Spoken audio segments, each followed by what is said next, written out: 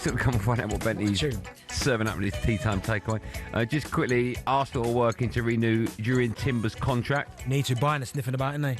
And Forest have confirmed Sean Dyche as their manager. Has it always been Dyche? Was it Sean Dyche? Oh, I would say Dyche, but if it's Dyche. Dyche, apparently. We're meant to be taking calls. Joe, my screen's gone a little, I can't see anything. It says, welcome to the Microsoft 365 Copilot app. So I can't really take any. That's fine. Just for a couple, we'll just guess a name. Andy, I think I'm guessing it. Andy, are you there? Is it you, the first caller, the Arsenal fan? Well, I'm Andy. I'm here. How are you, Andy? I'm good. I'm a first-time caller. Good to speak to you, even though you're a Man United fan, and great to speak to Darren Bent. Well, it's good to speak to you, even though you're an Arsenal fan. Hi, great to speak to you, Andy. Why has it taken you so long to fight? How long have you been listening to talkSPORT and Drive for, Andy? I've been listening, for years, but usually I get to listen when I'm either on the way home or when I'm on the way to a game. I'm on the way to the match tonight, driving through London, which is a mare. So, yeah. So I was listening to what you were saying earlier, actually, and I don't disagree with what you're saying, but I wouldn't say that Arsenal are playing boring football. I think we didn't say boring. Did we say boring? No, we just said at the minute it's maybe not as free-flowing as... Ugly football. Yeah. Ugly, yeah. I don't think it's ugly football. I think last season, I have to admit, I'm a season ticket holder, and sometimes it was a bit of a struggle to drag yourself up, especially midweek, to watch Arsenal, because we weren't particularly on it. We weren't playing attractive football. If you roll back the season before and the season before that... Oh, it was lovely, wasn't it? It was awesome football, and we were unlucky to miss out. City were a great side, deserved champions. So I think Mikel Arteta's probably recalibrated a bit, and he's rolled it back. He's realised that, there needs to be a balance from free-flowing football to a more structured setup. Arsenal are really solid now. They don't look like they're going to concede. They always look as if they've got a goal in them. And whether that comes from a set piece, which, it's up to the teams defending the corners to stop the goals going in. Arsenal aren't playing football to win by scoring from a corner. It just so happens that that's a particular weapon they've got at the moment. And whilst they're getting used to playing with a number 9, why not bang them in from a corner? Nothing wrong with that at all. There's nothing wrong with it at all. But it's not like the football that we've seen over the years from Pep's Man City. And I don't have a problem with it at all. No, but sometimes, the tippy-tappy football that City have played, that Barcelona have played, that Arsenal are playing, sometimes that can be boring. If you're moving the ball 10, 15 passes, going backwards and forwards across the pitch. Well, do you know what's funny, Andy? It's funny you say that, actually, because I remember there was a time, maybe last season before, I remember we had people calling up this show saying that City were boring to watch. Yep. People said, I can't watch City anymore. It's too boring. They just keep the ball for the fun. It's not exciting. I remember thinking, well, I find it okay. But that was a topic of conversation. Yep. People saying, City's boring. Andy, thanks for that. Let's go to Frankie, another gooner. Hi, Frankie. How are you? Hello, is that me? Are you Frankie? I am. Yeah, that's me, yeah. And that's you. Have a look. Have you got a mirror? You could maybe double check it. Have a look at it. Well, yeah, it is me, yeah. Okay, good, Frankie. Hi, Andy. Hi, Ben. Hi, Frankie.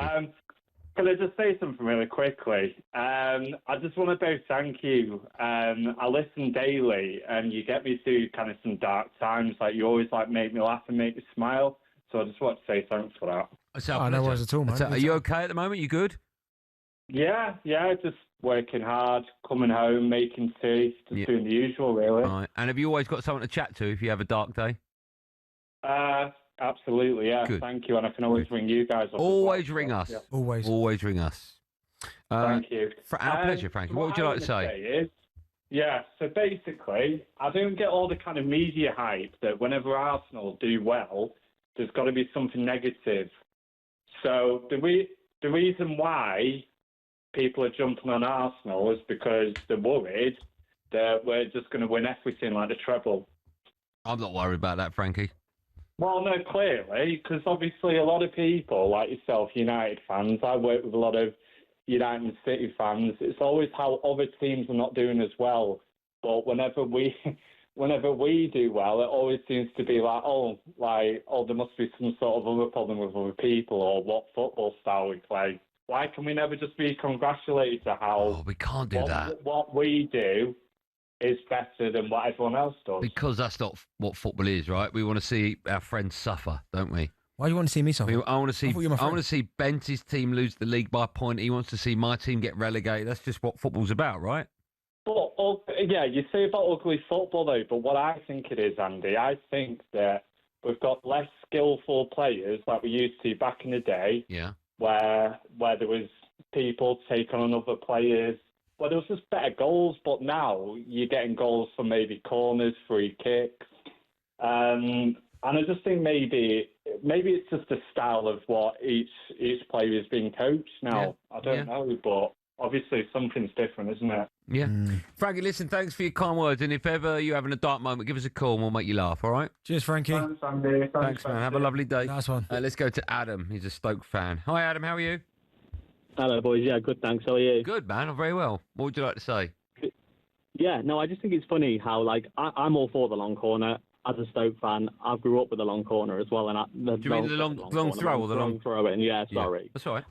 That's what I was going to say. So, and I remember Arsene Wenger like talking about changing it to kick-ins because they hated the long throw-in. You know, they were saying, "Oh no, they don't want that." They were moving towels when we were trying to get the throw-in because, you know, and it was all a thing. And my mates were all like, "Oh, you know, this is absolutely ridiculous, this throw-in." And now they're all like, "Oh, you know, well, that's what football is. If it's there for a weapon." And it's like, it's funny how it's changed, but I like it. But I think it's interesting how Arsenal fans have done the full flip.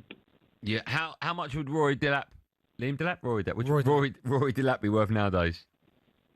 Oh, I reckon you're about right with 45. You know, when he got quite old when playing for us, didn't he? But yeah, if he was in 25, you've got to talk 45 million. Do you know what's funny about that, right? About Rory? Because I remember going back to Dave Challoner. He's the first one I remember. Tranmere. Remember what Dave year? Challoner. He used to launch it anywhere in his own heart. Anywhere. What are you talking? So he was Tranmere. I'd probably say early 2000s, maybe late 90s, maybe. Right. Like, Tranmere fan, if you're listening, just please let me know. Dave Challoner. Tranmere fan? Like, there's only one? No, there's loads. He used to launch it from anywhere. Than Delap? Yeah. Like, back post. Back post. Here's a question for you. Joe, producer Joe can get the answer. Right? In metres. And whatever the answer is, we'll translate it. Translate it? We're not talking a foreign language. You know, what's the furthest the ball's ever been thrown? In metres. Oh. Or yards. Let's go yards, right? I'm going to go... Let's go yards. 60 yards. Oh, my... Peter Schmeichel could throw it over 60 yards. Mate, me and you've had this discussion when you tried... we have. No, yeah, and you got it wrong. You tried to say Schmeichel could launch the ball from his own penalty area and land it without a bounce in the other box. That's what you said. He could throw it over the halfway line. That's not hard. Oh, he's got the answer. Have you got it in yards, Joe? Oh, he's going to translate it in a minute. See, it's translate. So funny. You said to me, Schmeichel could throw the ball, fall left of a bit, bounce it from his own box, and bounce it in the other box. He could throw it. Yeah, he could stand on his penalty area, right, and throw it where? Into the other box. No, he couldn't. He could throw it about 120 yards. Andy, come on. You got the answer, Joe? The answer is, go on. For a soccer throw-in, the record is 59 metres. Oh, so I went far away. And metres and yards are practically... Yeah, I said 60 metres. I ain't close. I ain't far. No, you're wrong. It's 59. I was close. You said 60. Miles away. Still to come, we'll find out what Benny's serving up in his tea time takeaway. It was meant to be yesterday, but we moved it to today. But before that, it's time for no Googling. Arsenal and Atletico Madrid make up two of the top three teams to play the most games in the Champions League without ever winning it. Who's the... Oh, you ain't going to get that. Who's the other team? Let me say that again. What a question. Arsenal and Atletico Madrid make up the two of the top three teams to play the most games in the Champions League without ever winning it. Arsenal never won it. Atletico Madrid never won it. Who's next on that list? That is an unbelievable question. The answer to that more coming up live and drive and talkSPORT after this. talkSPORT.